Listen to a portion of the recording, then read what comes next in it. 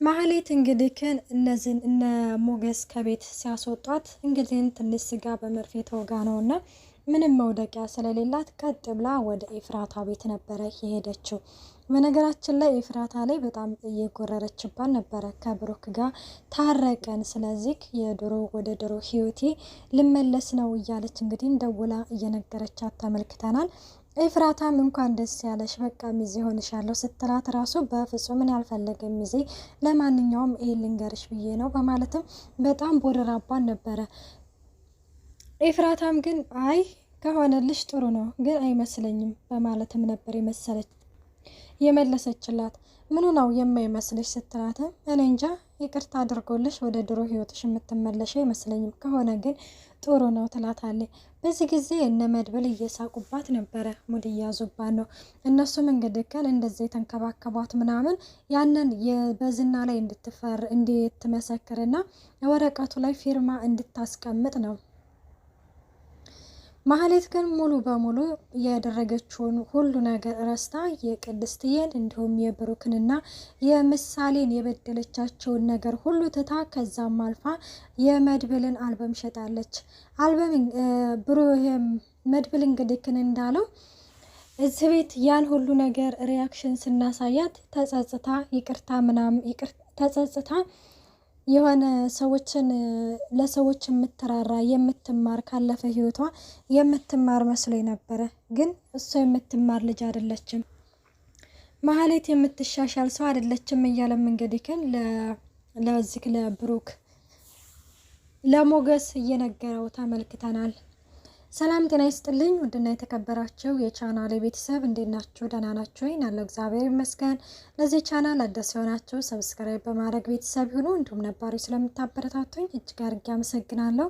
ተወዳጅና ልብ አንጠልጣይ የሆነውን ምሳሌ ድራማ ይዘንላችሁ ቀርበናል። ምሳሌና ቅድስትዬ ደግሞ ለምሳሌ እንግዲህ ለቅድስትዬ እንግሊዘኛም በአማርኛ እየተረጎመች እያስተማረቻት ነው። እናም ቅድስትዬ እንግዲህ የትምህርት ደረጃ የላትም። እናም ያው በቤት ሰራተኝነትና እንዲሁም ቤተሰቦቿን በመርዳት ላይ ነው እንጂ የምትገኘው ትምህርት ላይ እንደዚህ ምናምን ትኩረት እንደሌላት ሁላችንም እናውቃለን። እና ዛሬ ምሳሌ እያስተማረቻት እያለ እና እኔ እኮ አላውቅም ምን አልተማርኩም ምናምን እያለች ነበር ማለት ነው። እናም እንደዛ ስትላት እንግዲህ እኔ ምግብ ሁለተኛ አልበላም ስትላት ታዳት ብሊ ሲገሽልጥሽ ትበያለሽ በማለትም እንግዲህ ቅድስትዬ ትመልስላታለች። በዚህ ጊዜ ምሳሌ እናቴ ስላልሆንሽ ነው፣ እናቴ ብትሆን ታባብለኝ ነበረ፣ አንቺ ግን ለምንድን ነው የማታባብኝ ስትላትም እንግዲህ በጊዜ ቅድስትዬ በጣም ይከፋታል። ምክንያቱም ለምሳሌ ብዙ መስዋዕትነት ከፍላላታለች። እንዴት እንደዚህ ትይኛለሽ? እኔ እኮ በጣም ነው የምወድሽ፣ ስትታመሚ በሰራተኝነት የሚከፈለኝን ደሞዝ ላንቺ መታከሚያ ሰጥቼሻለሁ፣ ማህሌት ልትገልሽ ስትል ብዙ ነገር አደኘሻለሁኝ። እንግዲህ ይህንን ነገር ያነሳችበት ምንድነው እማዬ ከቤት ወጣችሁ ብላ ምሳሌ እንግዲህ ለቅድስትዬ መናገሯ ነው። እናም እንግዲህ እንደዛ ስትላት እማዬ ግን አልወጣችም ማህሌት ግን ወጥታለች ትላታለች። ቅድስትዬ ተናዳ እንደዛ ነው እንደ ቅድስትዬ ሙድ ያሽብኝ ማለት ነው ሙዳሽብኝ ስትላትም እንግዲህ ከዛ በዚህ ነበረ እንግዲህ ምግብ አልበላም ማለት ደረጃ እየደረሰችው ምሳሌ ማለት ነው። እና ቅድስትዬም እንግዲህ እኔ ከልጅነትሽ ጀምሬ አይደለም ወይ ያሳደግኩሽ፣ ተንከባክቤን ያሳደግኩሽ፣ እንዴት እኔም በገንዘብ ትመድብኛለሽ? ሁለተኛ እንደዚህ እንዳትይ ምናምን ትላታለች። በነገራችን ላይ ምሳሌ ያው እየቀለደች ነው እንደዚህ ያለችው ከምሮ አይደለም። ያው ግን እቺ ቅድስትዬን ግን የሆነ በቃ ከምሯ ነው የመሰላት። እንዴት እንደዚህ ትለኛለች ምናምን እያለ የሆነ ውስጧን ይከፋታል ማለት ነው። ከዛ እንዴ በቃ ላሽ አረጋጊው በቃ እኮ ስቀልድሽ ነው ምናምን እያለችም እንግዲህ ታረጋጋታለች። እሺ በቃ ምናምን ሁለተኛ እንደዚህ በምግብ ነገር እንዳትገምቺ ትላታለች። እሺ በቃ ይባባሉና ይታረቃሉ። መርዙ ደላላው እንግዲህ እንደተመለከት ነው የኤፍራታን ቤት እንግዲህ ተለቆለታል ማለት ነው። እና ጠብቅ ብላኝ ነው ጠብቅ ብላኝ ነው ብሎ እንግዲህ በሩን ሳይቆልፍ ሁሉ ነበር የተኛው።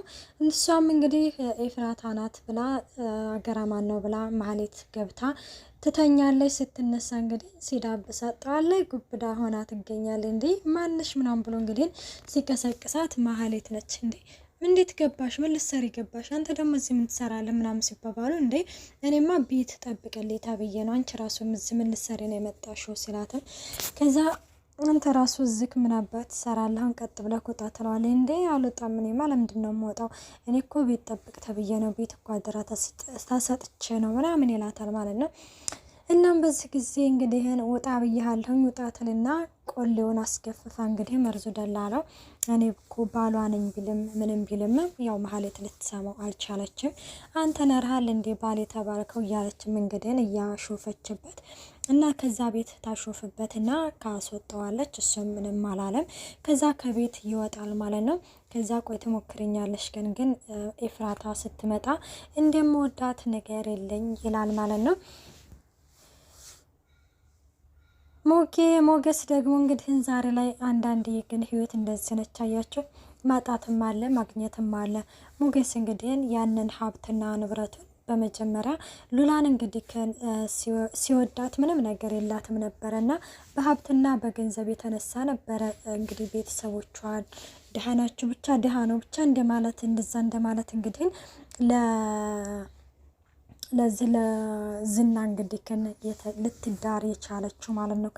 ከመጀመሪያው እንግዲህ ካያችሁት እና ዛሬ እንግዲህ የሆነ ነገር ሰራለሁ ብሎ እስተራሱ ሀብትና ንብረት እንግዲህ እንደታገደበት እናውቃለን። እንዲሁም ምንም ነገር ስራ እንዳይሰራ ታግዷልና እና አሁን ላይ እንግዲህ የሆነ ድህነት ላይ ወርቋል። በቃ የቤት ኪራይ እስከ መክፈል ድረስ አቅቶታል። እንዲሁም ደግሞ የሚበላውና የሚጠጣው ራሱ እንደሌለው ራሱ በጣም ተመልክተናል። በጣም ነው የሚያሳዝነው። ግን ሞገስ በጣም ያሳዝነኛል ማለት ሰው አሁን ለምሳሌ ዝና ብዙ ነገሮችን ይሰራል፣ ግን እሱ አልተጋለጠበትም። የሞገስ ግን አንድ ስራ ቢሰራ ከነ ራሱ ሀብትና ንብረት ይታገድበታል ማለት ነው።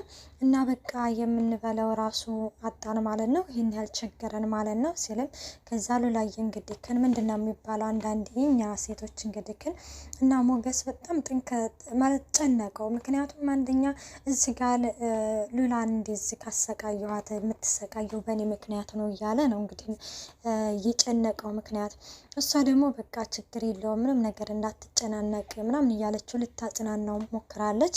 ከዛ እሱም እንግዲህ ወይኔ በቃ ገደልኩሽ ማለት ነው ምናምን ይላታል። ከዛ ያው እንግዲህ እንዳጣ ያው የቱጃር ልጅ አይደለ ዳጣን እንጠይቃት ምናምን ይባባላሉ። ከዛ ጠይቃትና ከሰጠች ሰጠች፣ ካልሰጠች ግን ደግሞ ምንም ችግር የለውም እንዳትጨናነቅ እያለችው እንግዲህ አጠንክረዋለች ማለት ነው ሉላዬ የኔ እናት። እና እንደዛ እያለ እንግዲህ ከዳጣ ጋር ሊገናኙ ነበረ። ከመርዙ ደላላው ጋር ተቀምጣ ነበረ እንግዲህ እንዳጣዬ።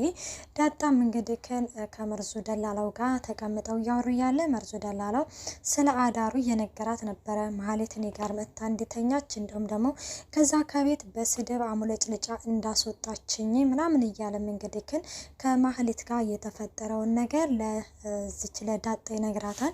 ዳጣ ደግሞ እንዴት እህትማማቾችን እንደዚህ ታደርጋለህ ያቺ ኤፍራታ እንዳትሰማ ምናምን እያለች ራሱ መርዙን ምላሱን አፋፉን እያለችው ነበረ። እናም ሞገስ እስከሚመጣ እዚህ እኮ ነህ ጠብቀኝ እያለችው እያለ እሺ በቃ ቶሎ ደውይለት ብሎ በተቀመጡበት እንግዲህ ትደውልለትና እንዴ ቆይ አንተ እኮ ነህ ነው ይሄ እኮ ደላላ ምናምን ስትለው እንዳንቺ ለብቻሽ አትጠብቅኝም እንዴ ይላታል ሞገስ። እንዴ ዝና ቢያገኘኝስ ደግሞ እያሰስህ ነው ብለዋል እየፈለገ ነው ብለዋል ተትለው እንግዲህ አንተ ራሱ ብትጠነቀቅ ይሻልሃል ትለዋል። ከዛ በቃ እሺ ወይ ልቀርና በስልክ ልንገርሽ ይላታል። ከዛ እሺ ምናምን ምንድነው ነገር ሞገስ ስትለው እሱም እንግዲህ ብር እንደሚፈልግና እንደቸገረው እንዲሁም ደግሞ አሁን ያሉበት ቤት ኪራይ እንግዲህ የ3 ወር እንደተጠየቁ ይነግራታል። በዚህ ጊዜ ዳጣ በጣም ነው አለቀሰች። የምር እኔ ራስ በጣም አስለቀሰች። ይሆናል አይደለ የሆነ አንድ ሰው ሀብታም ሆኖ ዝቅ ብሎ እንደዚህ ሰዎችን ሲለምን ማየት በጣም ነው እንትን የሚለው። ከዛ ዳጣዬ በቃ ይስሙጌ ቤኪራይ ችግረክ እንዴ አለችው። አዎ ዳጣዬ አንድ 60 ነው 30 ሺህ ብር አባትሽን ጠይቀሽ የሚሰጥሽ ከሆነ ምናምን ስትለው ከዛ ምንም ችግር የለውም በቃ ሞጌ ችግር የለውም ጠይቂ ምናምን እሰጥሃለሁኝ እሺ ትለዋለች። ከዛ እሺ አመሰግናለሁ ዳጣዬ እኔም ደግሞ ውለታውን እመልሳለሁ ሲልም ከዛ እንዴት እንደዚህ ትላለህ ሞጌ ለምንድነው እንደዚህ የምትለው? አንተ ላይ ብዙ ነገር አድርገህልኝ የለም እንዴ? ሁለተኛ እንደዚህ እንዳትለኝ እሺ ምናምን ትለዋለች። አዎ በእርግጥ በነገራችን ላይ ሞገስ ለዳጣ ብዙ ነገር አድርጎላታል። ቤተሰቦቿን ፈልጎ አገናኝቷታል።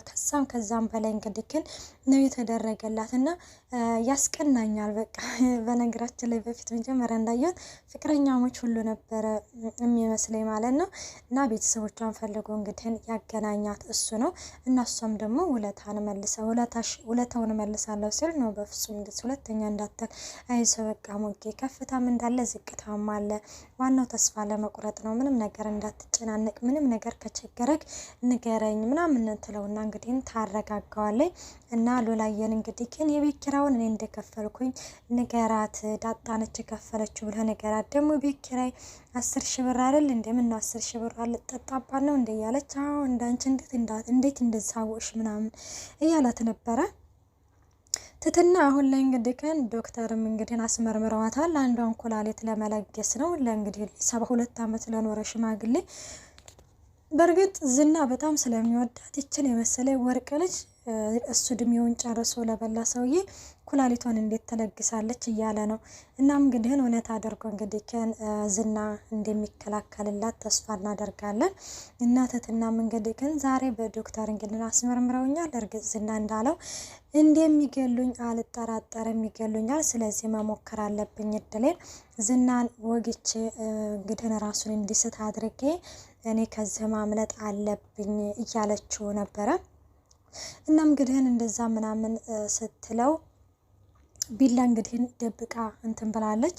ከዛ ትትና እንግዲህ ይሄንን እቅድ አቅዳለች እና ከመሀሌት ጋር ዝና እያወራ ይመጣል እና ወንድነትን አሳየኝ ምናምን ስትለው ነበረ። አንቺ የኔን ወንድነት አንቺ አይደለሽም የምንነግረኝ እኮ ታዲያ ተበቀልና አሳየኝ እያለችው ነው እንግዲህ መሀሌት። ከዛ ከቤት አመነጫጭቀው ነው እና ያባረሩኝ መበቀል አለብኝ እያለችም ተመልክተናታል። ከዛ በዚህ ጊዜ ደግሞ ትትና እንግዲህ ዝና ዛሬ እኮ ምንድነው የሚያቆነጠንጥሽ እንደፈሳ ምናምን ይላታል። ከዛ ስለፈራሁኝ እኮ ነው ዝና። ከዛ አብረኸኝ ደርና ምናምን አብረኸኝ ደር ትለዋለች። ከዛ እንዴ ለምንድነው ማድረው ምናምን ሲላት ስለፈራሁ ትለዋለች። ከዛ ወይስ ወንድነት ምናምን እንዴ አንቺም ወንድነቴን ተጠራጠርሽ እንዴ እና ታዲያ እና አመት ሙሉ አብሬክ ስቀመጥ ትለዋለች። ከዛ እሱም እንግዲህ ተዘጋጅ ብሏታል። ምን ይፈጠራል የሚለውን በቀጣይ ፓርቲ ይዘንላችሁ እንቀርባለን። ባይ ባይ።